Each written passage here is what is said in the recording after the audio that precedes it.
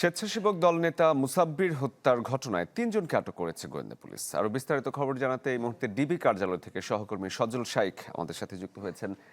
সজল, ডিবির পক্ষ থেকে কি বলা হয়েছে, কাদেরকে আটক করা হয়েছে এবং তাদের পরবর্তী প্রক্রিয়া কি হবে?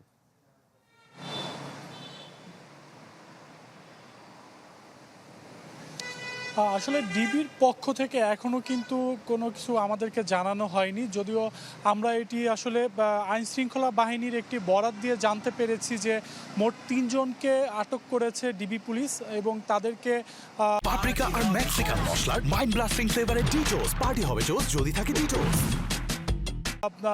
ঢাকার অদূরে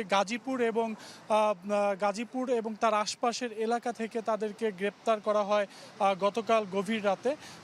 এখানে কিন্তু একটি বিষয় বলে রাখি, ডিবি কিন্তু আমাদেরকে এখনও বিস্তারিত কিন্তু এই বিষয়ে কিছু বলেনি যে কেন তাদেরকে আটক করা হয়েছে এবং তাদের ভূমিকা কি ছিল। তবে আমরা যে বিষয়টি জানতে পেরেছি যে মেইন যে শুটার ছিল তিনিও এদের মধ্যে থাকতে পারে এবং অপর যে ব্যক্তি রয়েছে, যেই 2 জনের সিসিটিভি ফুটেজে যে 2 জনের ছবি আমরা দেখতে পেয়েছি, সেই 2 জন সহ আরও একজন রয়েছে, বলা হচ্ছে সে হচ্ছে তাদের সহযোগী এবং সে ঘটনাস্থলেই ছিল।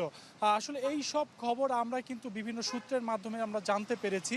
তবে আনুষ্ঠানিকভাবে আমরা ধারণা করছি যে কিছুক্ষণ পরে ডিবি ব্রিফ করবে, সেখানে কিন্তু বিস্তারিত জানা যাবে। জানেন যে গত বুধবার দিন রাজধানীর পশ্চিম তেস্তুরিপাড়া এলাকাতে প্রকাশ্যেই বলা যায় একেবারে প্রকাশ্যেই কিন্তু স্বেচ্ছাসেবক দলের সাবেক সদস্য সচিব মুসাব্বিরকে গুলি করে হত্যা করা হয় এবং তার পরপর কিন্তু আমরা দেখতে পাই যে তার যেই আরেকজন সহযোগী ছিল কারওয়ান বাজারের ভ্যান রিক্সা চালকদের যেই সমিতি, সেই সমিতির সভাপতি, তিনিও কিন্তু সেখানে আহত হয় এবং পুরো ঘটনায় কিন্তু আসলে বলা যায় যে একটি থমথমে পরিস্থিতি বিরাজ করে বুধবার দিন এবং তারপরেই কিন্তু একটি মামলা হয় 5 জনকে আসামি করে এবং সেই ঘটনার পরপর আমরা দেখতে পেয়েছি যে আসলে নানা মহলে কথা উঠছিল যে সামনে নির্বাচন, সেই নির্বাচনকে সামনে রেখে আসলে আইন শৃঙ্খলা পরিস্থিতি নিয়ে।